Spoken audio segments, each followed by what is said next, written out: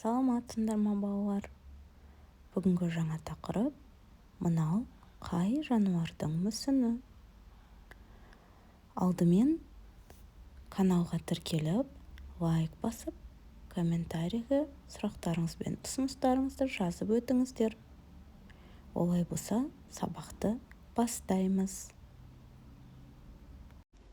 Жаңа сөздер: мүсін, фигура, гүлзар, клумба, алаң, площадь, сұр, серый, әртүрлі, разные.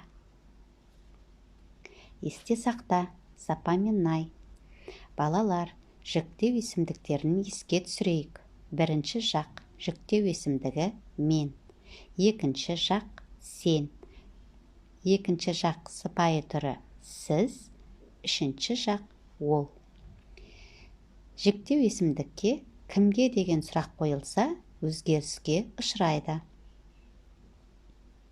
Мен деген сөзге кімге деген сұрақ қойылса, ол маған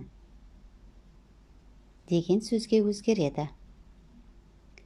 Сен кімге, саған, сіз кімге, сізге, ол кімге, оған. Үлгі бойынша айтып үйренеміз, менімен бірге қайталаймыз.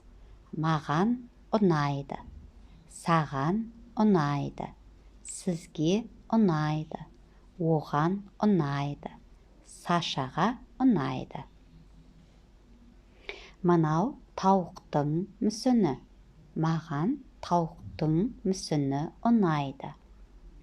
Саған барыстың мүсіні ұнайды.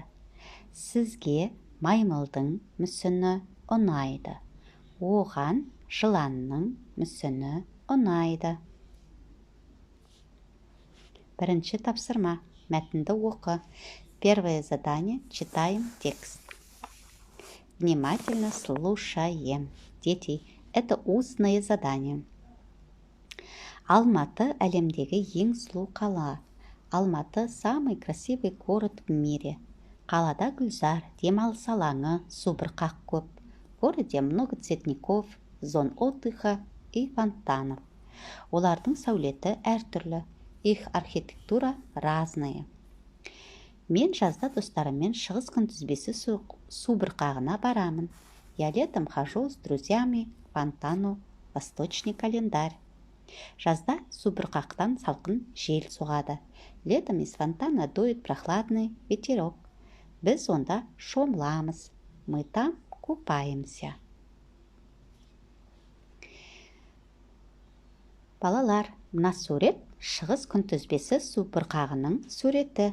Дети, это фонтан называется Восточный календарь. Екінші тапсырма. Интернеттен шығыс күнтізбесі субұрқағының суретін тауып қара, жануарлардың атын үлгі бойынша жаз. Второе задание. Найдите в интернете фото фонтана Восточный календарь и посмотрите. Напишите имя животного по образцу. Образец внизу написано. Үлгі. Бұл жылқының мүсіні. Мүсін өте әдемі. Жылқы күнтізбеде 7-ші орында тұр. Осылай дәптерге қатесіз жазамыз. Пишем тетрадь. 4-ші тапсырма. Көп нүктенің орнына қажетті сөздерді қойып жаз. 4-е задание. Где много точек, ставьте нужные слова. Нужные слова внизу написано. Қажетті сөздер: жылқы, табиғатқа, ит, тауық, қоянның, маймыл мен қой, шаңды. Пишем тетрадь. Осымен сабағымыз аяқталды. Сау болыңдар, балалар. Урок окончен. До свидания, дети.